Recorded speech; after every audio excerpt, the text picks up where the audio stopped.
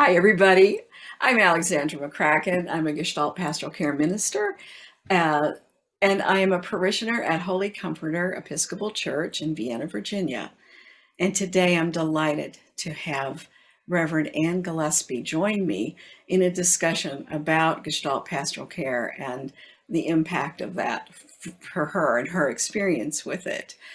Gestalt Pastoral Care is an amalgam of Gestalt modalities and spiritual companioning and contemplative prayer that brings healing to the whole person. And I have found it to be very effective, and I've felt called to offer it. And so, without further ado, I want to also tell you that Anne is the Senior Associate Rector at the Church of the Holy Comforter, and she is also the director for the Center for Wellness and Spirituality, which is a wonderful ministry that is forming and coming. And so stay tuned for that. So without further ado, Anne, tell us about your experience with Gestalt Pastoral Care, would you? Yes, I'd love to. Um, I had no knowledge of it before I came to Church of the Holy Comforter. Alexandra reached out right away after I arrived and said, "This is what I do, and let me tell you a little bit about it." And it absolutely piqued my curiosity, having been the beneficiary of many different forms of talk therapy over the years and other kinds of therapeutic and healing modalities myself. Um, and she happened to be offering a day-long workshop for clergy. So I signed up within a couple months and just had a really profound healing. It was not an easy time in my life. My dad was dying of cancer. My mother had dementia. Things were sort of falling apart in their world, and it was pulling up all kinds of stuff. And the way the day was structured, some people work and other people watch, but you are healed by watching as well as working. And I happened to That's right. be one of the lucky people that got to work. And Mm. I was I just was moved by how easy it was, how safe I felt, how Alexander was very skillful in sort of taking what I was presenting and kind of giving me some other ways to think about it and look at it and even physicalize it. Mhm. And anyway, I sort of felt the presence of the Holy Spirit the whole time, and it was very fast and comparatively and effortless. It really felt and quite cathartic. And I really feel like I shifted in ways that I couldn't have imagined actually. And so the word you used, efficacious, that was it. That was really powerful for me. And so don't hesitate to, refer other people that come to me for counseling to Alexandra. Anyway, I think it's great. Mm, thank you, Anne. Thank you. I love that word shifted. It's so nice when we can feel a shift in the ground of our being and come from a different place, Yeah. come from a place of more hope and trust. And Anne, how would you see this being a useful tool for the congregation or for anyone wanting to deepen and enhance their relationship with the holy or get some healing? Yeah, of course, as I mentioned, I do a fair amount of pastoral counseling myself.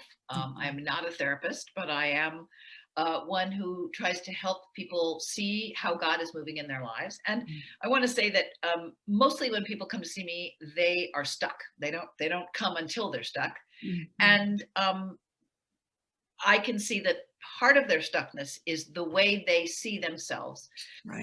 the sort of limiting beliefs of I can't do this because, or I only have this one choice.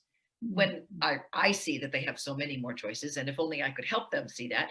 And so I can see absolutely referring people for Gestalt pastoral care as I said, you helped me see um, situations with my parents in almost new light. And I mean, I know you didn't make it up. You took it from what I Ex- presented, but you exactly. gave it a context Mm. and a kind of I don't know, a sort of creative, almost sculptural space where it could literally be reshaped.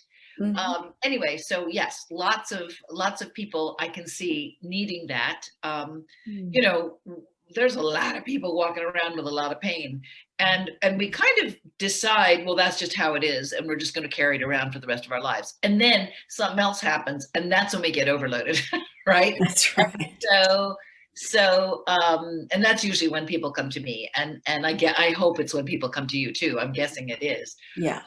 Anyway, the other thing that I think is so moving about Gestalt pastoral care, having been, as I say, the beneficiary of lots of different kinds of therapy, it's so you cannot. It's so intertwined with the Holy Spirit. You can't take the presence of that Spirit out of it.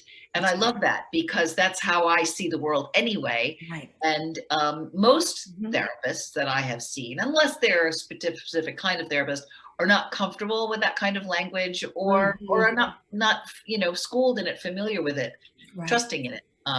So anyway, I think it's pretty unusual, actually. Yeah, that The is other thing that I actually want to say about how great it is for the go ahead. I Go ahead. I just wanted to say that what I see is that one or two or three or four people in the congregation come to do some kind of Gestalt pastoral care work, and then suddenly that sort of filters out. It's like a little, I don't know, it just sort of spreads out. And Mhm. one of the people who came to one of your workshops is now becoming a Gestalt pastoral caregiver herself, which I think Yes. is really phenomenal. So Yes. that has an effect on the entire congregation, whether they are aware of it or not. Absolutely, because we ripple out from where Yeah. we are.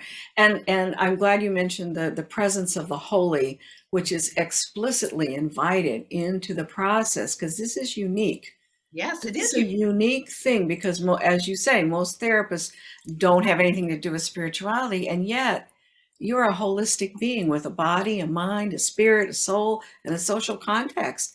And Yes. if you delete a big piece of a person, then you're not really working with the whole person.